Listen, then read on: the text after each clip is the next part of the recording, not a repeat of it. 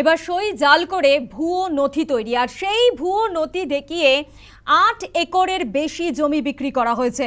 অভিযোগ ৪ জন জমি কারবারির বিরুদ্ধে। পশ্চিম বর্ধমানের অঞ্জালের ঘটনা। সই জাল করে ভুয়ো নথি তৈরি, ভুয়ো নথিতে ৮ একরের বেশি জমি বিক্রি। আর এই বিষয় নিয়ে আমাদের বিস্তারিত জানাবে, ফোন লাইনে রয়েছে প্রতিনিধি বিশ্বজিৎ ঘোষ। বিশ্বজিৎ, ঠিক কি অভিযোগ?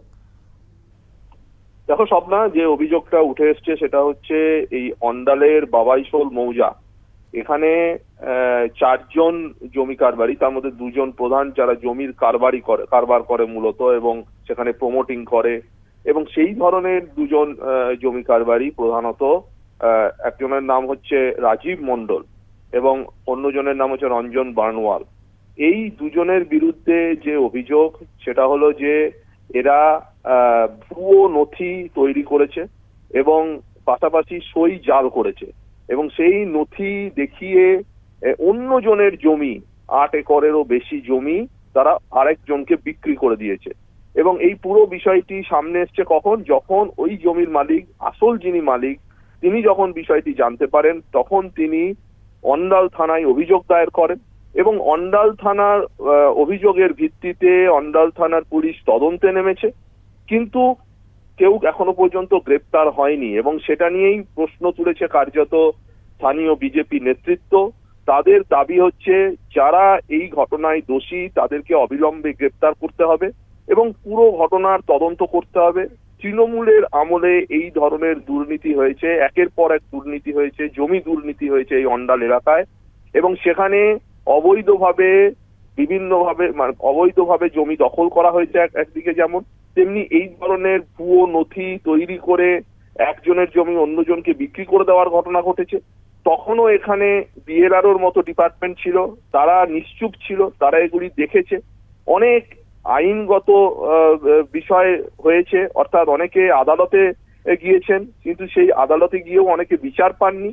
অন্যদিকে যারা এই ধরনের ঘটনা ঘটিয়েছে, একের পর এক জমি দুর্নীতির ঘটনা এখানে যারা ঘটিয়েছে, তারা কিন্তু এলাকায় ঘুরে বেড়াচ্ছে। যদিও এই যে অভিযোগ অন্ডাল থানায় সম্প্রতি যেটা হয়েছে, এই যে দিল্লির যিনি বাসিন্দা তিনি যে অভিযোগ করেছেন, এবং তার ভিত্তিতে অন্ডাল থানার পুলিশ তদন্তে নেমেছে, এবং গতকালই অন্ডাল থানার ওসি গোপাল পাত্রকে বদলি করা হয়েছে। কি কারণে এই বদলি সেটা এখনো তা নিয়ে প্রশ্ন রয়েছে।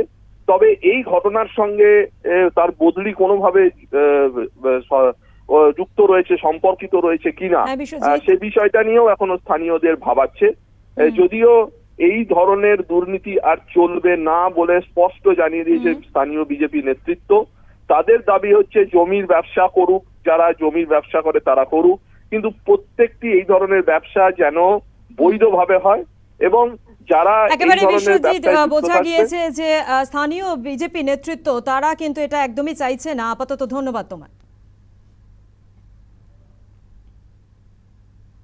নরেশ কোচরের সঙ্গে আমাদের একটা ডিল হয়েছিল। নরেশ কোচরকে পাওয়ার অফ অ্যাটর্নি দিয়েছিল মিতালি বাজাজে 2025-এ নরেশ কোচরের সঙ্গে আমাদের এগ্রিমেন্ট হয়। এগ্রিমেন্ট করার পর আমরা পেমেন্ট করি, ডাইরেক্ট মিতালি বাজাজের অ্যাকাউন্টে পেমেন্ট করি, এবং পেমেন্ট কমপ্লিট হয়ে যাওয়ার পর আমরা রেজিস্ট্রি নিই কত, এপ্রিল 2026 আমরা রেজিস্ট্রি নিই, এবং আমাদের টোটালে রেজিস্ট্রিও হয়ে যায়। রাজীব মণ্ডল এবং ওদের অ্যাসোসিয়েট যারা আছে, ওরা নরেশ কোচরের নামে 2022-এ একটা ফলস এগ্রিমেন্ট বানায়। 2022-এ সেই ফলস এগ্রিমেন্টটা দেখিয়ে ওরা জমিটার উপর একটা কেস করার প্ল্যানিং করে, এবং একটা টাকা অ্যামাউন্ট ওরা ডিমান্ড করে নরেশ কোচরের কাছে। তখন নরেশ কোচর বাধ্য হয়ে দিল্লি থেকে এসে পড়ে অন্ডাল থানায় ওই রাজীব মণ্ডল আর রতন রঞ্জন মণ্ডলের নামে এফআইআর করে, এবং সেটা হচ্ছে এই এফআইআর এর কপি। এবং সেই এফআইআর এর কপির উপর ভিত্তি করে ওরা আসানসোলে 1 তারিখে আসানসোল কোর্টে এবং দুর্গাপুর কোর্টে 3 তারিখে ওরা একটা বেলের জন্য অ্যাপ্লিকেশন করে। কিন্তু এন্ড অফ দ্য মুভমেন্টে ওরা যখন বুঝে যায় যে আমাদের বেল আমরা পাবো না, তখন ওরা অ্যাপিল তুলে নেয়, এবং আজকের ডেটে ওরা ফারার আছে। শ্রী রঞ্জন কুমার বানওয়াল, শ্রী রাজীব মন্ডল,